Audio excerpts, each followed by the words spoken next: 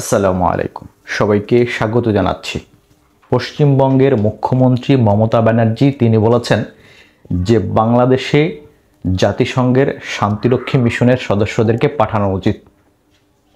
কারণ হচ্ছে বাংলাদেশে সংখ্যালঘুদের উপরে নির্যাতন হচ্ছে, সেই জন্য এই শান্তিরক্ষী বাহিনীর সদস্যদেরকে পাঠানো উচিত। এখন এই শান্তিরক্ষী বাহিনী কোথায় পাঠানো উচিত সেটাই হচ্ছে প্রশ্ন। আজকে তাদের দেশের লোকজন বাংলাদেশের হাই কমিশনে, বাংলাদেশের যে দূতাবাস রয়েছে সেই দূতাবাসে আজকে তারা হামলা চালিয়েছে। আজকে আমার কথা বলতে সমস্যা হচ্ছে, জিহ্বায় যেন কি একটা হয়েছে, উচ্চারণে ভুল হলে মাফ করবেন। তো আজকে তারা হামলা চালিয়েছে, ভাঙচুর করেছে, সেখানে সীমান্তে তারা অকারেন্স করছে, সীমান্তে মানুষদেরকে পাখির মতো মেরে ফেলছে। এদিকে তাদের মিডিয়া প্রপাগান্ডা ছড়াচ্ছে, তাদের দেশে মুসলিমদের উপরে ব্যাপক হারে নির্যাতন হচ্ছে। তারা মসজিদ ভেঙে 200-300 বছর আগে কোথায় কি ছিল সেই সব বিষয়কে তারা টেনে আনছে। 200-300 বছরের কোনো মানুষও এখন জীবিত নাই, কোনো কিছু প্রমাণ নাই, প্রমাণ ছাড়াই তারা একটা কাজ করে ফেলছে। এই ধরনের কাজকর্ম তারা করছে।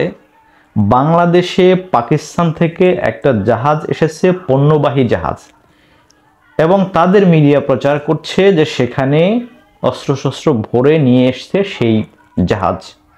শেষ পর্যন্ত প্রমাণ হয়েছে সেই জাহাজে কোনো ধরনের হাতিয়ার কোনো কিছুই ছিল না, সেটা পণ্যবাহী জাহাজ, সেখানে পণ্যই এসেছে।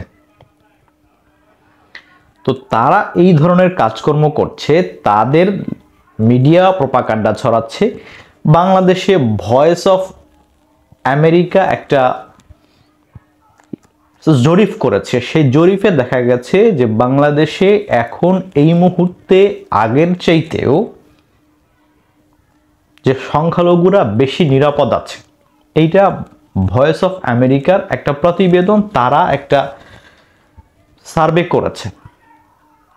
তো বাংলাদেশে এখন এ যাবৎকালে এখন পর্যন্ত বাংলাদেশে তেমন কিছু ঘটে নাই। দেখেন, তাদেরই লোকজন, এই সংখ্যালঘু যারা নাম ধারণ করেছে, তারাই আইনজীবীকে একেবারে পিটিয়ে কুপিয়ে শেষ করে ফেলল, এবং জায়গায় জায়গায় আজকেও একজন মাদ্রাসার অধ্যক্ষকে তারা পিটিয়েছে। তো তাদের লোকজনরা এই সমস্ত কাজ করছে, তারা এখন পর্যন্ত নিরাপদ। আমার দেশের মানে মুসলিম ভাইরা তারা তাদের মন্দির পাহারা দিচ্ছে, তো দেয়।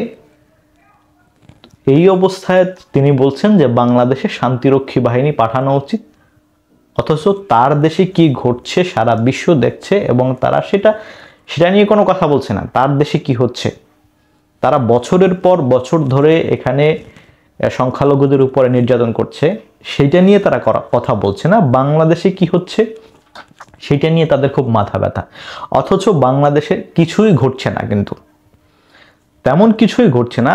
আপনি জরিপ করে দেখেন, আপনি পারলে একটা তথ্য প্রমাণ সহ উপস্থাপন করেন যে বাংলাদেশে কি হয়েছে। যা কিছু হচ্ছে সবগুলো হচ্ছে রাজনৈতিক কারণে।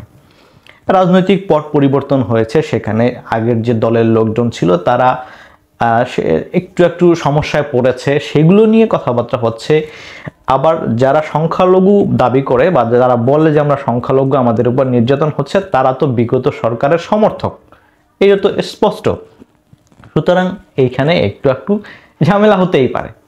তো সেইটাকে তারা একটা ধর্মীয় ইস্যু দেওয়ার চেষ্টা করছে, সেইটা নিয়ে তাদের মিডিয়াগুলো প্রপাগান্ডা ছড়াচ্ছে, তাদের রাজনৈতিক নেতারা এই নিয়ে কথাবার্তা বলছে, উল্টোপাল্টো কথাবার্তা তাও, এবং তারাই আজকে বাংলাদেশের হাই কমিশনে হামলা করেছে।